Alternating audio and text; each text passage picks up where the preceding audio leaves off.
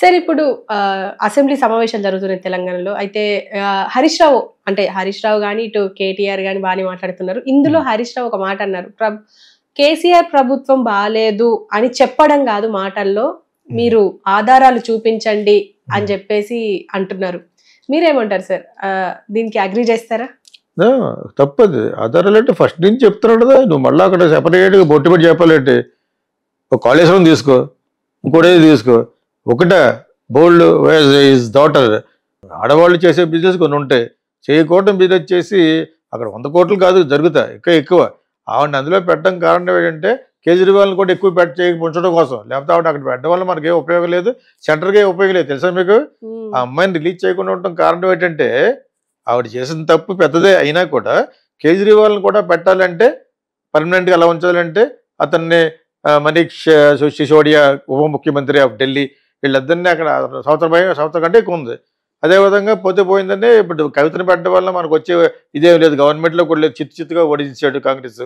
అంటే ఈలోగా మనం పెరగడం చూసుకుందాం అని సెంటర్లో ఉంటుంది. సెంటర్ నుంచి ఇన్స్ట్రక్షన్ ప్రకారంగానే వీళ్ళు ఉంటారు. ఇతను ఏమంటాడంటే, నువ్వు మా పెద్ద బ్రదరు అని అన్నావు కదా మరి మోడీని, నీకేమి ఇచ్చాడు, సిగ్గు లేదా? పక్కన ఎవరో ఆ గవర్నమెంట్ పవన్ కళ్యాణ్ అంటాడు, చంద్రబాబు నాయుడు పొగడ్డు కేటీఆర్ పొగడకుండా పవన్ కళ్యాణ్ ఒక 21 సీట్లు వచ్చిన పవన్ కళ్యాణ్ తెచ్చుకున్నాడు, ఒక 15,000 కోట్లు తెచ్చుకుంది చంద్రబాబు నాయుడు.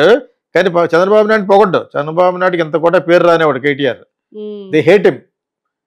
అదేవిధంగా బయట కూడా ఇంగ్లీష్ రాదు, తెలుగు రాదు అని చెప్పేసి దుమ్మెత్తేస్తారు అతని మీద. నేను ఇందాక చెప్పిన ఆన్సర్లో అది మర్చిపోయాను.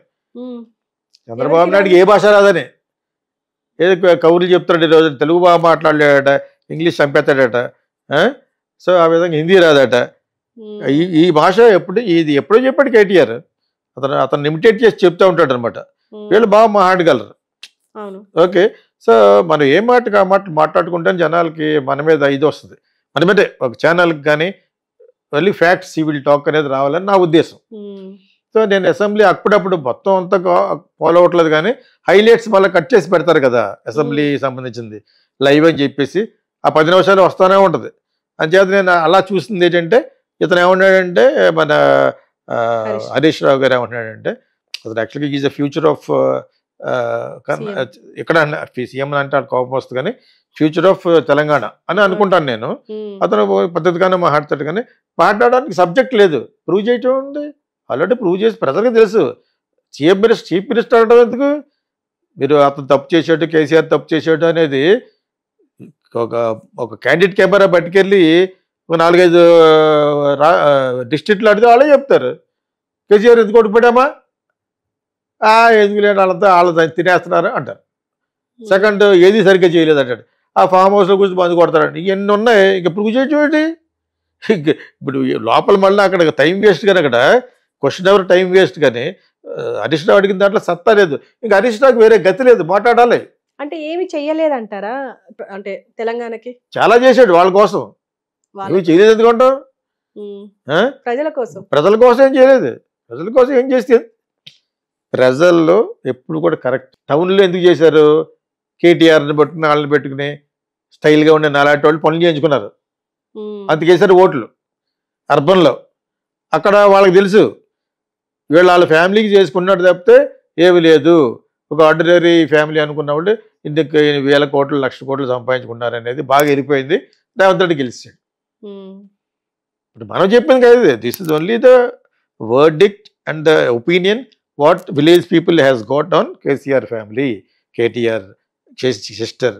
లేకపోతే ఈ రోజున కనీసం ఎంపతైజ్ చేసి అతని యొక్క పొజిషన్ కనుక్కుని కేసీఆర్ పొజిషన్ ఇంతమంది ఎమ్మెల్యేలు జంప్ అయిపోకూడదు. ఒకటి, Revanth Reddy style of politics చాలా బాగుంటుంది, ప్లస్ పవరు. ఇక్కడికి వచ్చిన వాళ్ళకి పవర్ ఇస్తున్నాడు, మీ ఊర్లోకి వెళ్ళి పనులు చేయించుకోవచ్చు, అవసరమైతే డబ్బు కూడా సాయం చేస్తాడు.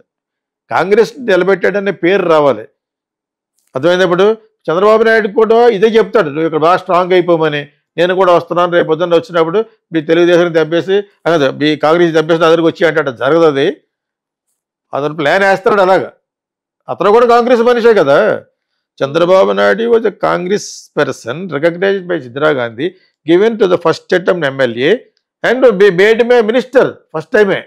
ఎందుకంటే ఇందిరాగాంధీ జైలుకి వెళ్తున్న టైంలో, ఇప్పుడు 1970s వెళ్తున్న టైంలో ఇతను ఒక్కడే ఒక 20 మంది తీసుకుని ఈ ప్లే కార్డ్స్ పట్టుకుని ఆవిడ తరపున నినాదాలు చెప్తూ ఉన్న ఫోటోలు ఇందిరాగాంధీ కాంగ్రెస్కి పంపించారు. హూ ఇస్ దిస్ ఫిలో అన్నది అన్నమాట ఆవిడ.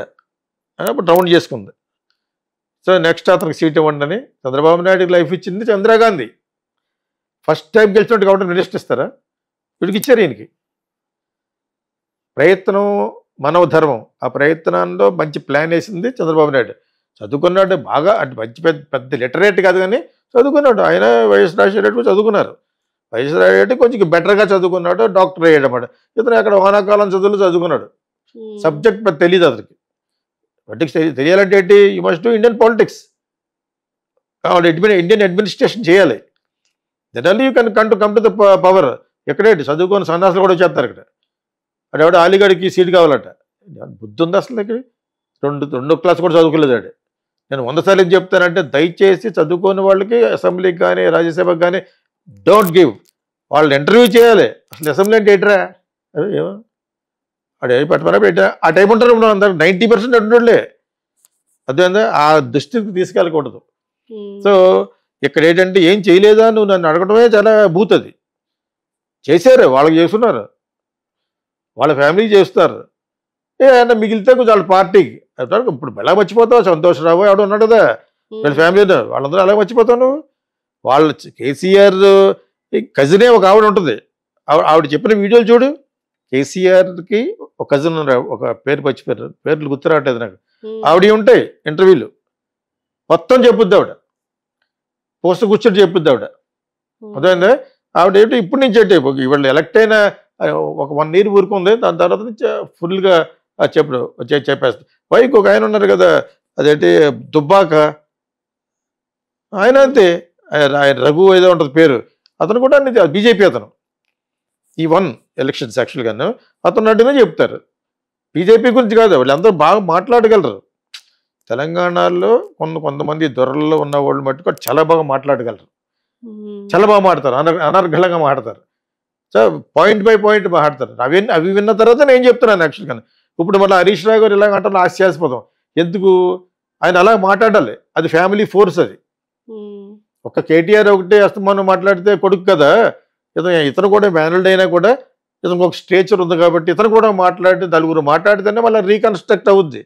మీరు అలా ఊరికనే మాట్లాడటం కాదు, నిరూపించడం. ఇంకేంటి నిరూపించాలి? Everybody knows. ఆంధ్ర అనుకున్న మాలాటోళ్ళు కూడా తెలుసు. అందులో దూరున్న వాళ్ళకంటే మేము యూట్యూబ్లోను న్యూస్లోను మీరు ఓడిపోవడం గల కారణాలు పుట్టలుగా వింటున్నాం కాబట్టి మాకు కూడా తెలుసు. అవి ఒక్కొక్కటి చెప్పాలంటే it take lot of time. Everywhere KCR is an mistake. Even administration you're sitting in farm house drinking అని కూడా సామాన్యుడు తెలిసిపోయింది. ఆ మంచిగా చేస్తూ అది తినడం అనేది అర్థమైపోయింది. ఇప్పుడు ఎమ్మెల్యే నుంచి ఉంది అతను అలవాటు. చీఫ్ మినిస్టర్ అయిన తర్వాత కాదు. నేను ఫర్ ఎగ్జాంపుల్ ఇతని పని మనిషి నా పని మనిషి ఒకళ్ళే అక్కడ నందినగర్లో. అప్పటికి ఎమ్మెల్యే ఒకసారి చెప్పాను కూడాను.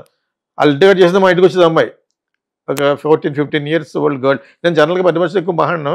నేను ఆ అమ్మాయి అక్కడి నుంచి చేస్తుంది అనే ఉద్దేశంతో ఒకసారి అడిగాను, ఆ ఇతర స్టీల్ గ్లాసులో ఏముంటుందమ్మా అని. ఒకటి వెళ్ళిపోయింది అలాగ. ఊరినే మనం గిలుతూ ఉంటాం కదా, అలా అడిగాను అన్నమాట. ఆయన సార్ అప్పుడు ఇంకా ఎమ్మెల్యే ఆయన. వాళ్ళ మీద ఎందుకు గారు అంటే బాగా మాట్లాడతారని చెప్పేసి ఎక్కడన్నా బైక్ తీసుకున్నప్పుడు చాలా పాయింట్స్ చాలా బాగా మాట్లాడతారు. ఏదో ఒక క్వాలిఫికేషన్ లేకుండా గెలవరు కదా. లేకపోతే ఒక దళితుడిని చీఫ్ మినిస్టర్ చేస్తాను స్టేట్ విడితే అని అన్నాడు. 10 ఏళ్ళు చేశాడు, 10 ఏళ్ళు ఎక్కడ లేదే. Is not given. ఆ ఒక్కటి చాలదా? అతను చేసి పార్టీ ప్రెసిడెంట్గా ఉండుంటే ఈ వుడ్ హావ్ గాన్, ఈ would have become like Ambedkar విగ్రహం కట్టేసినంత మాత్రం ఆయన కట్టడానికి ఆ రూటే అయినా కూడా కట్టేసినంత మాత్రాన అంబేద్కర్కి ఉన్న మంచి పేరు అంతా ఇదికి వచ్చేది కదా. అంబేద్కర్ నువ్వు గౌరవించబట్టి ప్రపంచం అంతా గౌరవిస్తుంది. మీకు అర్థమైంది ఇప్పుడు మీకు. సో అతను ఎందుకు ఏం చేయలేదు అనేది మటుకు చాలా జోక్. అది ఏం చేయలేదని మీరు ప్రూవ్ చేయాలి కదా. అంటే ఇంకేమంటాడు? అక్కడ కేటీఆర్ ఉంటాడు, కేసీఆర్ ఉంటాడు. అక్కడ వాళ్ళు ఎదురుకుంటే వాళ్ళకి ఫరగానే మాట్లాడాలి. ఇతను పైకి రాకుండా వీళ్ళ పార్టీల్లో వీళ్ళ పవర్లో ఉన్నప్పుడు చేసిందే కేసీఆర్ అండ్ కేటీఆర్. వాళ్ళిద్దరికి పెద్ద కాంపిటీషన్. నెక్స్ట్ సీఎం భారతను కొట్టేస్తాడేమని. ఈయన పేరేం పేరు కేటీఆర్. కేటీఆర్ వాళ్ళ ప్లాన్ ఏంటంటే ఇతని కానీ కొట్టేస్తాడు హరీష్ రావు. ఆయన స్మార్ట్ గై, కాకపోతే ఎంతైనా వాళ్ళకి మేనల్డ్ కదా. వాళ్ళ గొడవ వాళ్ళకి ఇంట్లో కూడా చాలా సార్లు వాగ్వివాదాలు జరిగినాయట, గొడవని అనలేం కానీ. సో అతను కొంచెం సబ్సైడ్ చేశారు. టీవీ9 వీళ్ళందరూ వీళ్ళ మాట వినే టైంలో అతని గురించి కవర్ చేసేవారు కాదు, హరీష్ రావు గురించి. బట్ ఆపితే ఆగిపోతుంది. ప్రజలు లోస్ కదా, నాకు తెలిసిందంటే ప్రజలు తెలిసిందని అర్థం. అంతే, మరీ అంత లోతుగా వెళ్ళిపోకుండా మనం సోషల్ మీడియా చూస్తూ, ఎలక్ట్రానిక్ మీడియా చూస్తూ, పేపర్లు చూస్తూ, ఇప్పుడు పేపర్లు కూడా ఎక్కువ చూడట్లేదు. ఒక ఛానల్ ఉంది, ఈ రోజు ఏ పేపర్లు ఏమొచ్చింది చెప్తూ ఉంటుంది అమ్మాయి. That is enough. ఇంకోటి ఎవరో ఉన్నారు ఈ మధ్య కొత్తగా వచ్చారు, దాంట్లో కూడా అన్నీ వస్తూ ఉంటాయి. అందులో కొంత సొల్లు ఉంటుంది. బట్ మిగతా అన్నీ మనం we must be in a decision. ఆ డెసిషన్ తీసుకోవాలి, ఏది కరెక్టా ఏది కాదా అని చెప్పేసి. ఎలక్ట్రానిక్ మీడియాలో కూడా కొంత సోది ఉంటుంది. ఎవరికి ఫర్గా యాడ్లు వస్తున్నాయో వాడికి ఇస్తారు. గవర్నమెంట్ ఎవరికి యాడ్లు ఇస్తారో వాళ్ళకే వస్తుంది.